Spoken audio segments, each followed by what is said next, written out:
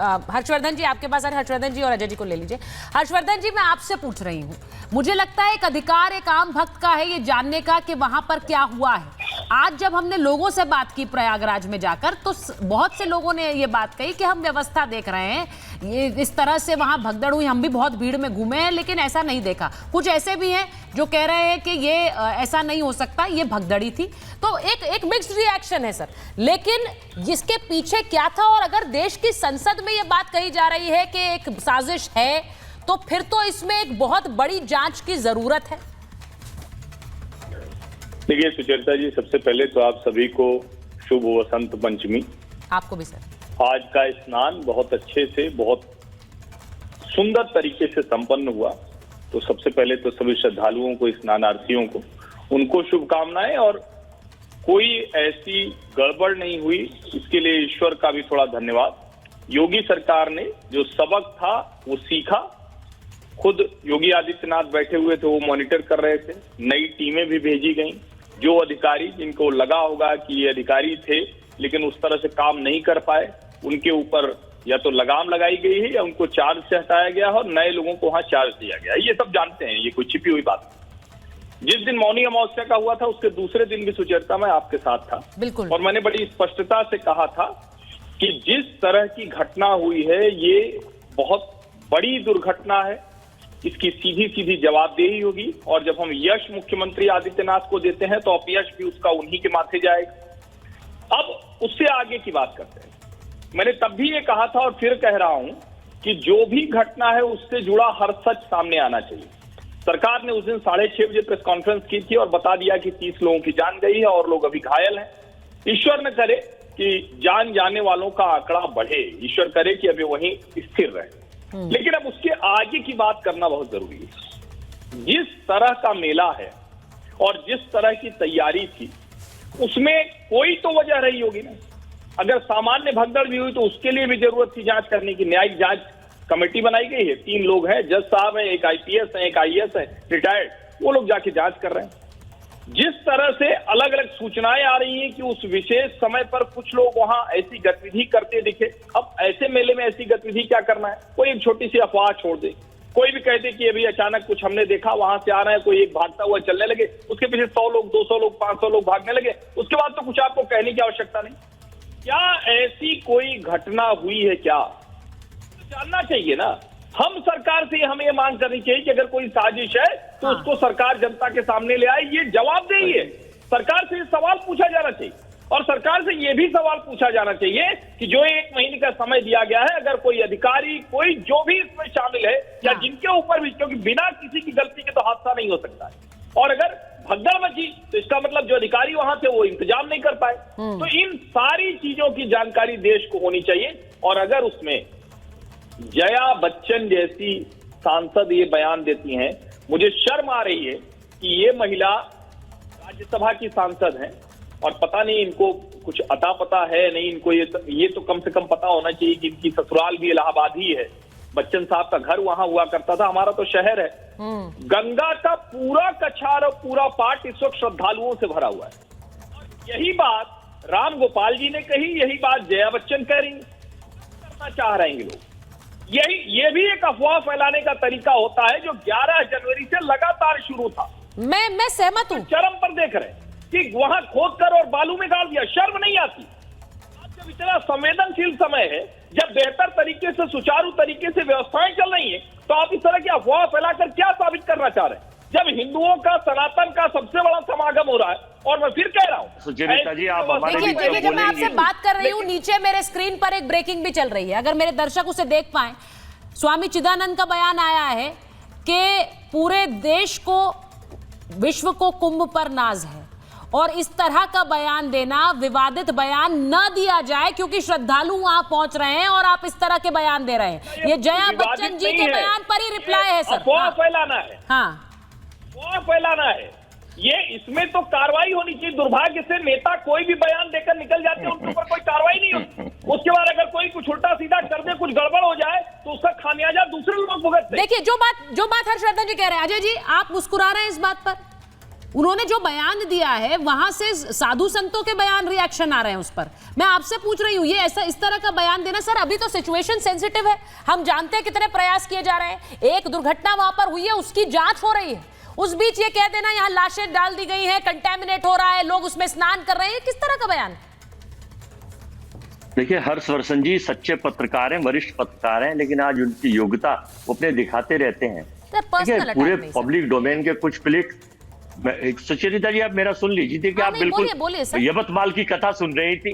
देखिए, यवतमाल की कथा की तरह, श्रोता की तरह आप सबके सुन रही थी, मेरे बीच में आप आके बोलने लगते हैं, तो मुझे कष्ट होता है। बात करने का देखिए, रविशंकर प्रसाद जो मैं यहाँ पे बस ये बोल रही हूँ कि पर्सनल अटैक मत करिए। I think that's a very sensible thing to ask. Personal नहीं अटैक कर रहा मैं पर्सनल अटैक नहीं कर रहा मैं, आप मुद्दे मत निकालिए।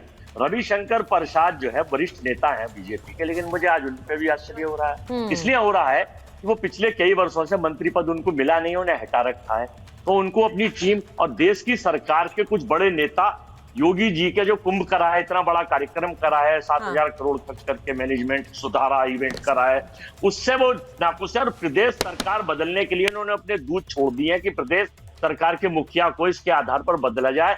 लिहाजा संसद में इस तरह का बयान बिना किसी तथ्यों के, बिना किसी सबूत के चर्चा करना, यह बड़ा निंदनीय है। मैं निंदा करता हूं रविशंकर के बयान की कि हिंदू धर्म और सनातन के ऊपर, भक्तों के ऊपर वहां पर उन्होंने इस तरह का बयान दिया कि जो कुंभ, इसका मतलब तो योगी सरकार पे आवाज उठाई है, योगी सरकार के ऊपर अटैक करा है, योगी सरकार और उनके अधिकारियों पर अटैक करा है। मतलब भाजपा के एक नेता ने प्रदेश सरकार को लंबित करा है कि साजिश कैसे हो गई, कैसे घुस गए वहां, जब योगी जी ने कहा कि ये योगी शासन या चिड़िया का बच्चा पर नहीं मार सकता, लड़कियां रात को घूम सकती हैं, बलात्कार हो रहा है, बेटी पर 30 ब्लेड मिले गए हैं अयोध्या में।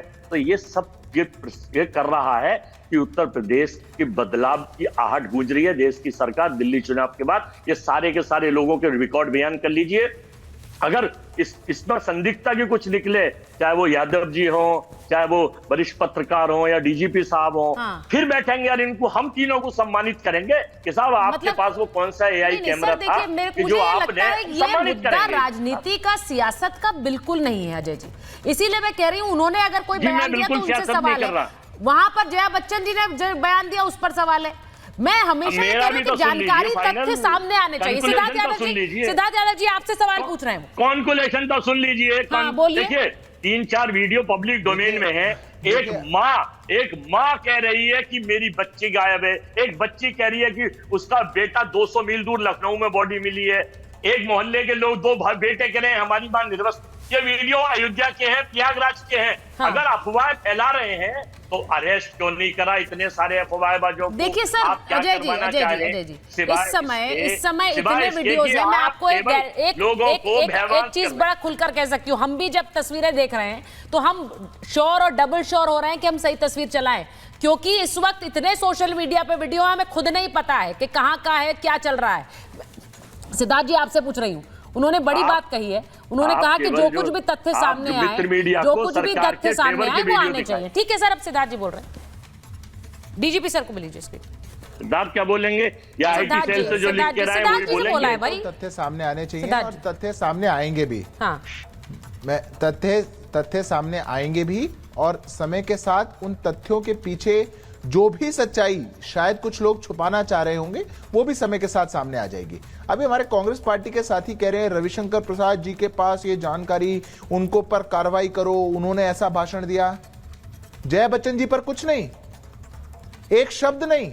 लीजिए अजय जी। कोई सांसद खड़े होकर के कह रही हैं कि लाशों को डाल करके गंगा में डाल दिया गया, और हमारा ऐसे पवित्र दिन जब बसंत पंचमी पर करोड़ों लोग जाकर के स्नान कर रहे हैं, वो कह रहे हैं कि गंगा कंटेमिनेट हो चुकी है, वो कंटेमिनेटेड गंगा है, उस पर कांग्रेस पार्टी को कोई आपत्ति नहीं है। इन लोगों की सच्चाई ये है। मैं किसी के बीच में नहीं बोला था सुचारिता। अजय जी बोलने दीजिए, वो जवाब दे रहे हैं, उसके बाद आप बोलिएगा। कर लेता हूं। बोलिए। देखिए सुचारिता जी, सच्चाई ये है कि चाहे कांग्रेस पार्टी हो, चाहे समाजवादी पार्टी हो, ये कुछ लोग इस बात को पचा ही नहीं पाए कि हमारे इस देश के अंदर इतना बड़ा एक सांस्कृतिक समागम, एक सनातन की इतनी बड़ी एक आयोजन, सनातन का एक इतना महापर्व, ये कैसे आयोजित हो रहा है। ये नहीं पचा पाए कि उसको लेकर के सरकार ने इतने बड़े इंतजाम कैसे कर दिए, सरकार ने वहां पर इतना बड़ा प्रबंधन कैसे कर दिया, इतना लंबा घाट कैसे बन गया, लगभग 60-70 हजार पुलिस वालों का वहां पे नियुक्ति हो गई, उसको एक अलग जिला बना दिया गया, कैसे उसकी एक ऐप आ गई, कैसे आर्टिफिशियल इंटेलिजेंस से उसकी मॉनिटरिंग की जा रही है, कैसे सब कुछ सुनियोजित चल रहा है। जिन लोगों ने कुंभ में कफन के मारे ढूंढते ढूंढते लोगों को मरते देखा, साधु संतों को मरते देखा, जिन लोगों ने भ्रष्टाचार के कारण पुल को ढहते हुए देखा, वो ये देख करके पचा नहीं पाए कि कैसे एक पत्थर भी नहीं हिल पा रहा है। वो ये नहीं पचा पाए कि इतने करोड़ों लोग जिस आयोजन में जा रहे हो, जिस शहर में 40 लाख लोग रहते हो, वहां 40 करोड़ लोग जा रहे हो, और उसके बावजूद